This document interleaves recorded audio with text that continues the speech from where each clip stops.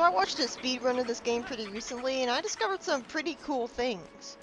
Like, if you go to Fair and Field early, while Fair and Woods is in Twilight, you'll notice that Fair and Field is never actually in the Twilight. They didn't bother to put Fair and Field in the Twilight, which makes sense since you're never going to actually go in there. The only time you ever see Fair and Field in the Twilight is when Link turns into a wolf for the first time. But since they already had, like they already had the appearance of Fair and Field and Twilight there in that cutscene, I don't know why they couldn't have made it actually Twilight in the gameplay.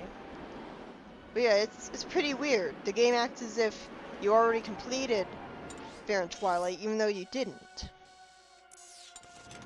And I talked earlier about how whenever I talk to Bo, the Elder, in order to get the Iron Boots, I always think about how in speedruns he'll only say his text like a couple text boxes at a time.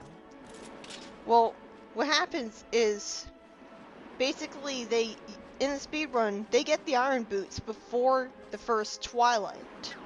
They use back in time glitches to reset so that they're at the title screen, and I believe they do that twice in a row. And they save and quit so that their file thinks that their file basically gives them the green mail way earlier than they should have. So they end up going to Bo with the green mail and with the sword. Like, obviously they'll probably have the Master Sword too because of the early Master Sword glitch. And like, all this causes Bo to basically think that you should be getting the Iron Boots, but at the same time the game knows something's up, and that's why it only says it's text boxes, like a couple text boxes at a time. What's also weird is that I said that early Fair and Field is not in Twilight. If you use a glitch to get over the Lanayru fence and try to go to if you try to get to Lanayru Bridge early from Fair and Field, which isn't in Twilight, then you're going to see Lanayru Bridge not in the Twilight. Even if you haven't yet freed Lanayru Province from the Twilight. It's like the only way the game can load in the Twilight effect on a province is if you actually go into it with Midna pulling you into it. If you use a glitch to get past a fence, and that's how you get to Lanayru, then they're not going to load up the Twilight. And there's plenty of uses for the map glitch that causes loading to not happen. And one of them is that while you're flying with the bird up Zora's River, you can actually clip through the wall to the east. And so you can fly out of bounds for the entirety of it, and it makes it faster to get through it. I like how they have a larger version of these things, and you can use the Iron Boots, and that's the only way that you can bring it down. Like, they still make use of the Iron Boots here. It's kind of like Lake Bed Temple, but without water puzzles, where you have to walk slowly underwater. This guy is really annoying. Speedrunners can actually defeat it really quickly by throwing the ball and chain at it. In fact, they can defeat all bosses really quickly, because, well, in tool-assisted speedruns, they can just guarantee that they have the quick spin happen every single consecutive time. Though they can't do that for all bosses, like they can't do that for Phantom Zant. They have to use regular attacks. And they also have to do that when attacking him underwater. But, yeah. Generally every boss goes down extremely quickly in a tool-assisted speedrun. Yeah, this boss is really annoying to fight. You can cause the shield to not be up anymore by throwing the boomerang. So you tease out the shield. But if you don't know that, and how are you supposed to know that in the first place, then it's going to be a wait around boss that basically has you wait around for a really long time. The camera doesn't show you where he is. It's just like Silver in Sonic 06. Most of the boss is spent with you spinning the camera around because you have no idea where the boss is. And then he attacks you too quickly for you to react. By the time that you actually notice him, he's already attacked you. It's a definition of cheap. Like, they barely give you any time to react. Like, attention game developers don't make waiting around bosses. It's just inconsiderate. I mean, I like the music, but that's about it. I also like the concept of having a Clawshot target shield. Even if it's a little gaudy, like it makes it a little too obvious in a video gamey way that you have to Clawshot it. But it's also good because how are you supposed to know that you can Clawshot onto it otherwise? Like, it should be visually obvious what to do. You can also use the Midna charge attack in a speedrun to get the spinner by skipping the boss you need to fight to get it. Because you can use Midna charge attack on the boss's head when it's in the right position, and you can use that to jump up to the platform where the spinner is. So that's pretty cool. I really wish I knew that when I fought that boss, because I would have gladly skipped it, considering how long it takes. And how it doesn't give you enough arrows for it. Yeah, this is the double Clawshots. This is basically turning Link into Spider-Man. This is possibly the coolest item idea in Zelda history. Like, a lot of people accuse Zelda Twilight Princess of being too unoriginal. But at the very least, its items are some of the most original in the franchise. You got the Gale Boomerang, which turns the boomerang into a tornado. Although, like, granted, it still works like a boomerang. Although you can create your own targets, which is cool. But it also spins fans, which is cool. And you got the double Clawshots, which is the most versatile the hookshot has ever been. You can hang onto a wall and just not fall off it. So that's pretty cool. And you've also got, like, the iron boots are used in all sorts of different ways. Like, you don't just use them underwater, you can also use them to walk through the wind. And like they're incredibly versatile. They've been used for all sorts of different things.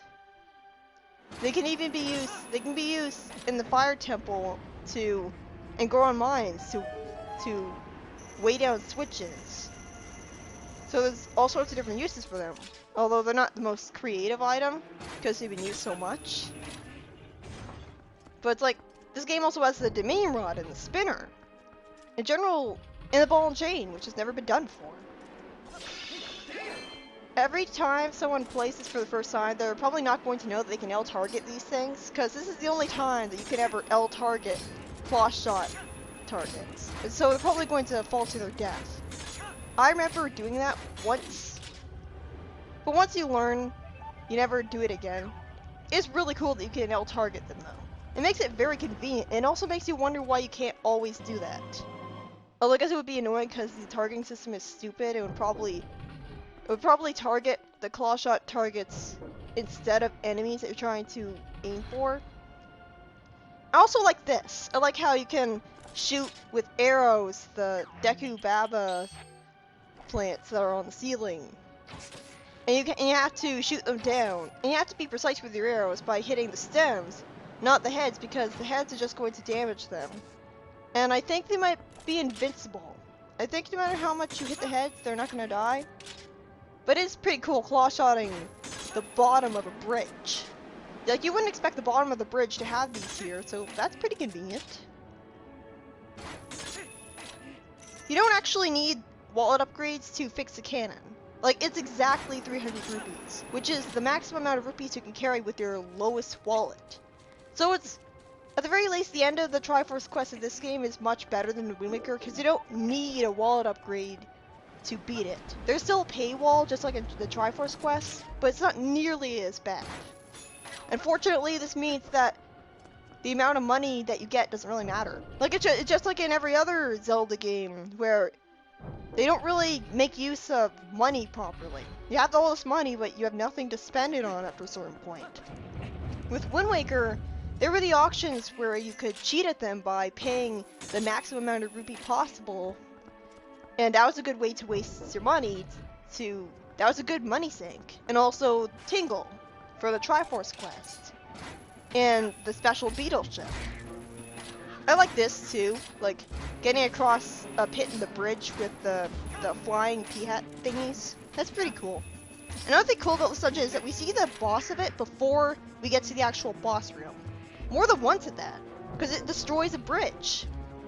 They could have very easily overdone it by having it show up multiple times, like way more, but they didn't. This should really be happening more. Like they having the boss show up before the boss room makes it feel more like an organic part of the world, rather than just, oh, here's a boss because it's a video game that needs to have a boss. Instead, they actually, like, it's good to have that happen. You can hear wind even inside of the dungeon, which is a good way to establish the atmosphere of vertigo by really making you feel like you're high up in the sky, and there's clouds below you. City of Sky also has fans spinning on the bottom of all of the structures, which is meant to explain why it can float. You'd think that it would just, like, have you believe it's magic. Skyloft stayed up with magic just fine, like with the magic of Hylia. So, I guess this is more proof that this isn't Skyloft. If the Dominion Rod lost its power, like again, because it spent too long away from the sky, despite it being found in the Temple of Time that's on the ground. Like, that's another thing. Why is the Temple of Time connected to the sky? There's never any indication in Ocarina of Time that the Temple of Time was connected to the sky. So, this comes out of nowhere. Why was the Dominion Rod a sky item found in the Temple of Time, which was on the ground? With the mini-boss that I showed off earlier, you can hookshot past the gate onto the target and skip the mini-boss to get the item. Which is cool, but he can actually hit you out of the air while you're hookshotting to that target, so you have to be careful with your timing. But it's like, another thing is that you're so high altitude, shouldn't the air be too thin to breathe? Shouldn't it be too cold? How is there grass and foliage growing so high up? I'm assuming the City in the Sky must have some sort of air bubble, like retaining the same weather atmosphere conditions and stuff as on the ground. Although it would be pretty cool to have Link have some sort of fluffy parka tunic for Snow Peak and have a like oxygen mask like suit for the high altitude City in the Sky. Because it would be like an extension of how he had to get a red tunic for especially hot areas, or the fire earrings, whatever they're called in Skyward Sword. So like having a fluffy parka tunic would be a logical extension of that. At some point in the dungeon, you're going to see a bunch of spinning fans on the outside part of the dungeon. If you clawshot on the grates at the very top of those spinning fans, you can walk on top of them without actually making them spin. Because you'll clawshot onto the very top of the grate. And then Link will actually grab with both hands onto the tops of the grates. And as a result, he'll be able to climb up it.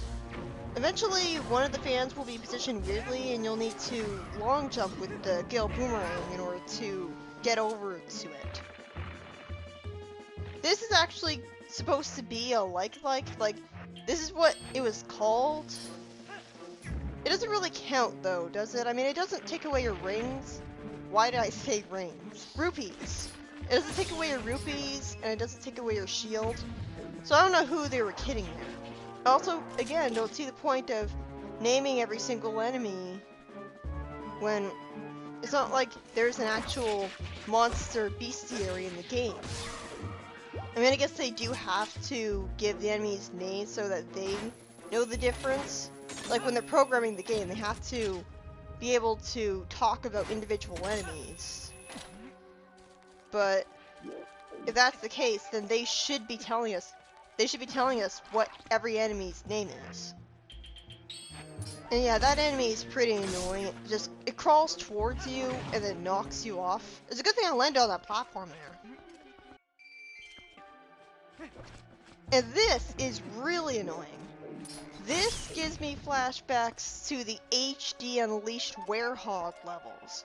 They have you do this all the time. Walking on very narrow platforms. Only it's worse because, like, see, I'm defeating this guy from a distance so that he won't knock me off. The problem with these sections with the Werehog is that you're forced to move really slowly, balancing on them. And you have to stop while waiting for the camera to finish spinning around, facing the new direction. He does this so slowly. Why did they have to, like, why couldn't I just walk across this next to the wall? Not to mention it's inherently cheap having bats right there when you're defenseless against them. And I think they only come out after you start climbing there. Yeah, this is so slow. And I'm pretty sure he does this slower than Wind Waker Link, even though he is bigger and so he should be stronger and thus faster. Like, it doesn't make any sense that he's slower than Wind Waker Link when he's stronger. Whether he's bigger or not. God, I hate how there's some sort of range limitation on, like, Clawshots and boomerangs. It just doesn't make any sense. Like, if I see it in front of me, I should be able to hit it. That's just how I feel. Even if it doesn't really make any sense. Like, I mean, it really does look like the Clawshot's metal thing is able to extend infinitely. Especially since, if it weren't for this platform here, you could be able to extend the chain practically an infinite amount, going all the way down to the bottom of this floor. So, the chain should be of an infinite length. Why is there a range limit? Why do I have to be close enough in order to target something successfully? It just feels arbitrary. And that goes for the boomerang as well, because, well, I guess Link is limited by how far he can throw something, but it's still a magic boomerang, isn't it? I hate having to constantly wait for these flying plants to go towards me so I can target them. And of course, well, sometimes you can target them before the target reticule goes yellow, but another annoying thing is you can't change their direction. So if they're going the wrong way, then you have to wait for them to start going the other way. The cool thing about them is that you can weigh them down with the iron boots, but that doesn't really help you much. It's not like there's any mandatory dungeon puzzles where you need to do that to progress. Maybe there was one time, but they don't do it enough. It makes sense that the grass is yellow here because, I mean, it's a really high altitude area. Of course the grass is going to be really dry and dead. Still doesn't explain why there's a perfectly green tree across from me, or why there's any sort of green vines at all. It should be too cold for that. But again, it's probably some sort of magical air bubble area, like with Old Hyrule Castle and Wind Waker. Twilight Princess wasn't originally going to be a Wii game. It would have been the swan song for the GameCube. It was only later that they decided to make a Wii port, and I really don't think they should have. I mean, I guess if it gave them that much sales, then sure, but it just seems pretty unnecessary. Especially since you have some people saying that they prefer the Wii port, which is backwards as all hell. I mean, I know the Wii sounds like it should be the better console because it's more advanced, but unfortunately it has motion controls, so I really like this. This is a pretty cool extra area. Like, although you'd expect a cool extra area to have a heart piece and not worthless money. At the very least, it has a Poe, so that's nice. The Wii port has pointer controls, which is good, but it also has a disorientingly mirrored world, and it doesn't have any option for using a real controller, which is really disappointing.